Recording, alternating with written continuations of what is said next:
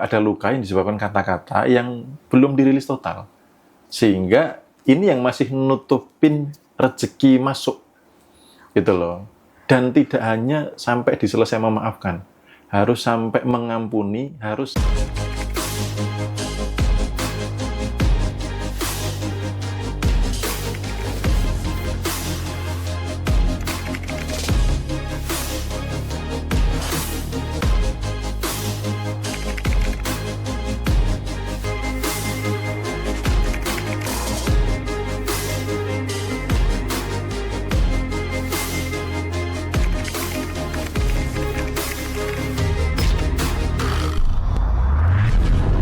Kayak contoh nih, kemarin waktu Zoom evaluasi gitu ya.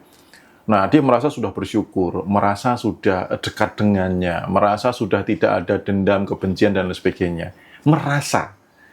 Tapi kemudian saya bilang ini, saya lihat dulu karena open cam ya, jadi saya lihat dari tekstur tubuhnya, dari bahasa yang keluar, lalu ada data yang terdownload. Nah, ibu ini ternyata, Ibu masih ada luka loh yang disebabkan oleh kata-kata, dan itu yang belum dirilis. Dia sempat mikir, apa ya Mas ya gitu. Coba dipraktek di buku Ripen yang hari ke-6 nih, coba dievaluasi nanti gitu. Yang mendoakan orang yang dipinjam olehnya itu. Nah, ternyata dia masih ada kebencian, kekecewaan dari orang yang membuat dia tertipu.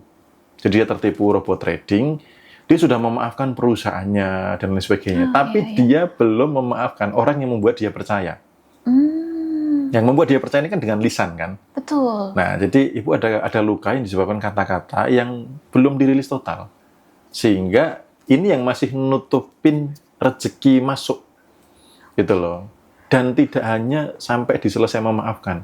Harus sampai mengampuni, harus sampai mendoakan setulus-tulusnya. Nah, ukuran tulus ini yang maha yang tahu ya. Jadi kita tidak bisa doa acting aja untuk nyogok, itu tidak bisa. Karena dia maha mengerti, maha menyelidiki hati nurani. Gitu. Jadi benar-benar ya setulus-tulusnya doain kebahagiaannya, rezekinya, keluarganya, kesehatannya, gitu, finansialnya, semuanya didoain. Berarti harus sampai ke mendoakan ya Mas Bimo, nggak sampai memaafkan doang ya? Iya, harus sampai mendoakan setulus-tulusnya, mendoakan pun setulus-tulusnya ya. Gitu. Jadi nggak cuman ini formalitas gitu, nggak bisa. Oke. Nah Mas Bimo, berarti banyak orang yang ternyata belum sadar ya bahwa kalau sisa-sisa trauma masa lalu itu bisa menghambat itu tadi ya Mas Bimo ya? Makanya setelah merilis itu kan ada meditasi mencipta di medan kuantum.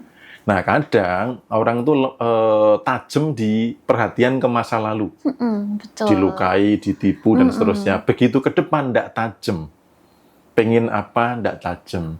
Goals-nya apa, nggak tajam. Tahun ini mau capai apa, nggak tajam. Nah, di meditasi mencipta di medan kuantum, itu benar-benar detail gitu loh. Jadi, goal secara realita mau apa. Goal secara rasa mau apa. Terus gambarnya seperti apa. Menciptanya di medan kuantum, jadi nanti di masa depan yang mau ditarik itu jelas, clear gitu loh. Sehingga ketika dua hal ini dikerjakan berbarengan, nah si masa depan ini berpotensi mendekatnya lebih cepat gitu, lebih potensi berhasilnya lebih tinggi dibandingkan diri masih ditutupi oleh emosi-emosi level bawah tadi, kayak luka, sakit hati, kebencian, trauma, dan lain sebagainya gitu. Oke, nah meditasi itu bisa didapatkan di mana nih Mas Bimo?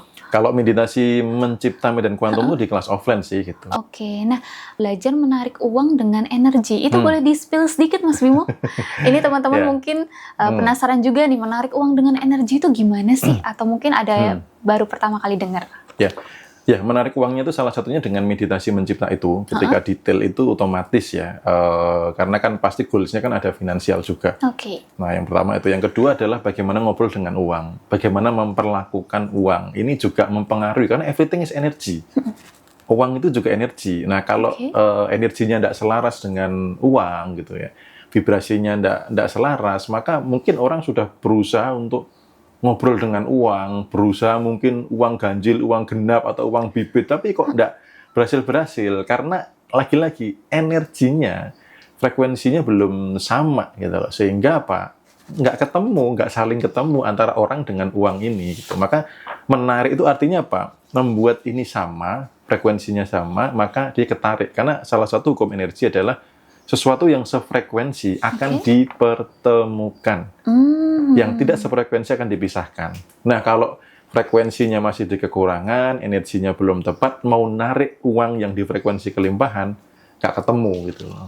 Oke, begitu. Jadi kita harus selaras dulu ya dengan energi yang akan kita tarik gitu ya.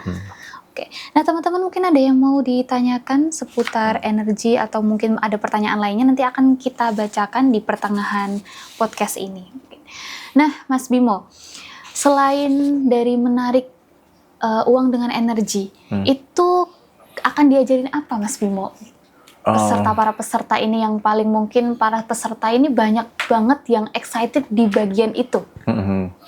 Ya, yang pasti rasa kelimpahan ya. Bagaimana rasa kelimpahan itu bisa stabil. Dan meditasi mencipta di medan kuantum itu melihat sendiri kan. Aku baru kali ini loh meditasi seneng banget, betah banget gitu loh. Iya, excited dan mereka di rumah pun ngulangnya juga enteng, ringan. Bukan yang aku kok males harus meditasi, harus ini, harus itu. Tuh enggak. Karena begitu asiknya, begitu serunya menghidupi masa depan.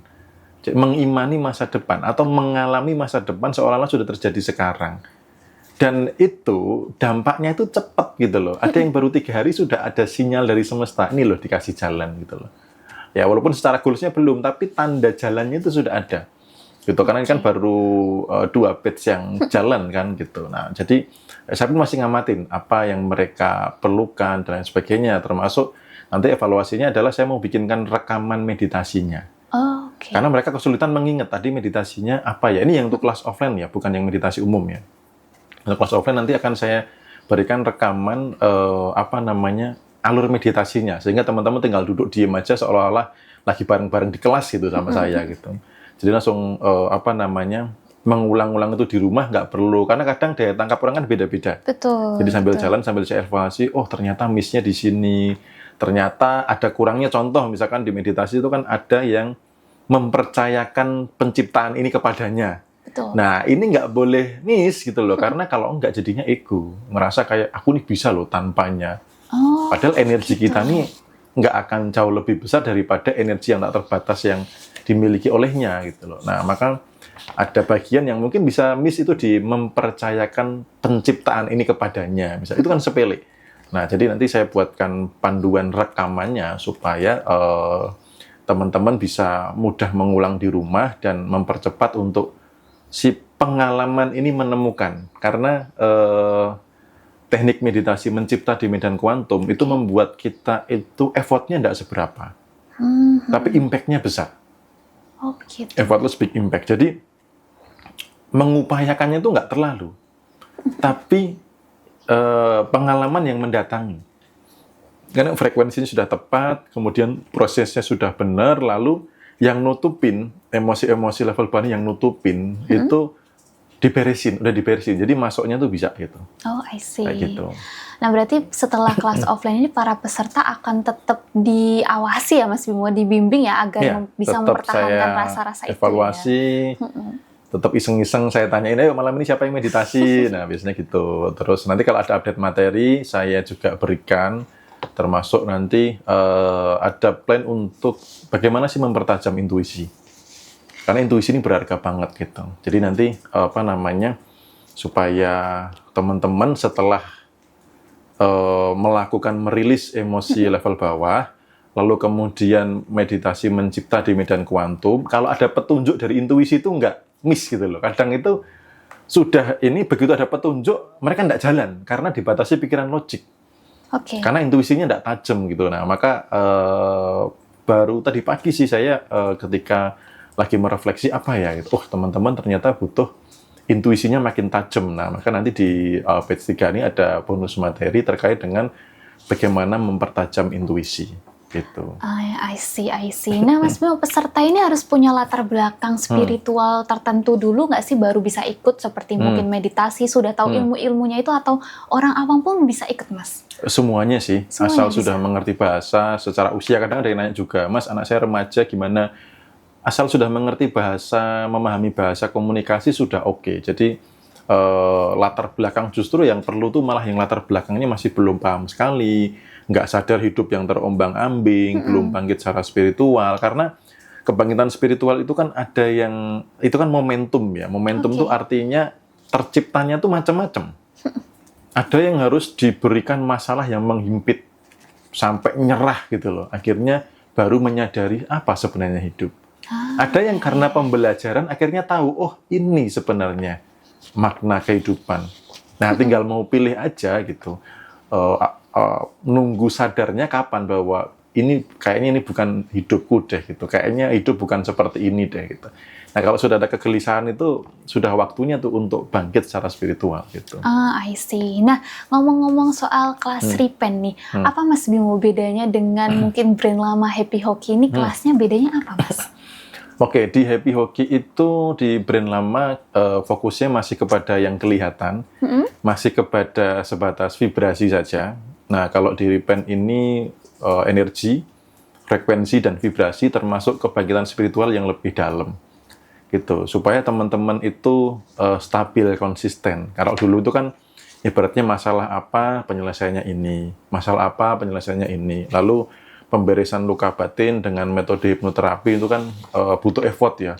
Kadang sampai nangis-nangis, sampai muntah-muntah dan sebagainya. Nah, makin berkembangnya saya juga belajar, akhirnya ada hal simple yang asik nih, seru nih kalau pakai teknik energi, pakai ini. Nah, itu yang akhirnya di Repent, di kebangkitan spiritual ini lebih komplit sih, karena tidak hanya belajar vibrasi, tapi juga energi dan frekuensinya. Nah, termasuk tentang spiritualnya makin dalam. Kalau dulu kan masih tentang kehidupan umum ya, secara spiritualnya belum kesentuh banget.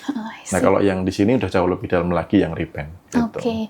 Nah, syarat untuk mengikuti kelas offline, online maupun meditasi ini ada syarat harus punya buku Repent dulu nggak, Mas Bimo? Enggak. Oh, nggak harus ya. Nggak harus. Tapi boleh di-spill nggak ini buku Repent-nya itu membahas apa? Mungkin tadi ada yang nanya buku Repent gitu, Mas Bimo bisa di-spill? Tadi di atas ada beberapa testimoni. Iya, ada beberapa testimoni tentang buku Repent. Jadi coba nanti Mei juga sambil lihat kalau ada yang muncul lagi yang testimoni buku Repent. Ada yang hari ke-19 saya sempat lihat nih. Kalau masih di room coba teman-teman komen yang, karena seru sih kalau bahas testimoni itu ya. Iya, ini ada dari Kak Rumah Payat Neng Sainem. Makasih Mas Bimo, baru 19 hari baca buku dan praktek keajaiban mulai datang. Nah, gitu. Oke. Nah, kalau untuk bukunya itu apakah spesifik ke spiritual aja Mas Bimo? Atau ada materi-materi tentang mungkin keluar dari pola hutang atau bagaimana? Komplit sih. Jadi simpelnya kehidupan ada di sini sih gitu ya. Simpelnya kehidupan ada di sini. Karena memang ini sudah didesain untuk kesadaran tentangnya gitu ya, kelimpahan dari sisi emosi, tentang materi juga ada gitu. Jadi nggak hanya sekedar spiritual, lebih ke keseimbangan sih, lebih tepatnya gitu. Nah, boleh di-spill Mas Bimo bikin buku itu berapa lama?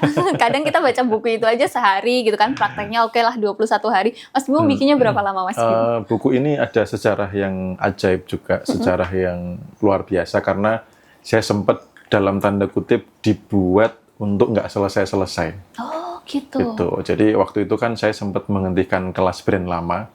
Sebelum ada case tentang haki, ya, yang hakinya diambil oleh sahabat saya. Nah, itu saya sudah menghentikan semua kegiatan yang brand lama. Nah, buku ini belum jadi. Dan awalnya judulnya bukan Repent. Berkaitan dengan brand lama. Kebayang nggak, Mai, kalau ini judulnya brand lama, habis itu hakinya dimiliki orang lain. Kebayang. Ya, nah maka saya heran, kenapa saya dibuat nggak selesai-selesai gitu loh. Ini hampir setahun gitu loh. Saya jedanya itu lumayan lama. Ada apa? Ternyata ada petunjuk yang luar biasa bahwa kamu harus ganti brand, harus ke arah spiritualnya lebih tinggi. Jadi dari ganti nama itu akhirnya diberikan gambaran-gambaran yang lebih wow lagi gitu. Sehingga teman-teman yang dulu di brand lama itu butuh panduan. Mas, saya pagi ngapain, siang ngapain, sore ngapain, itu akhirnya terciptalah Repent ini. Gitu. Mungkin sekitar 7 bulanan ada saya bikin ini. Karena sempat terhenti, begitu case hakinya selesai, maka percepatan selesainya juga lebih cepat. Aku mau kembali ke SK kehidupan, ke ketetapan kehidupan, seperti karakter ruhnya yang sudah ditiupkan. Setiap manusia itu ada ruhnya, gitu loh. Nah, kadang itu nggak aktif, kadang itu nggak memancar karena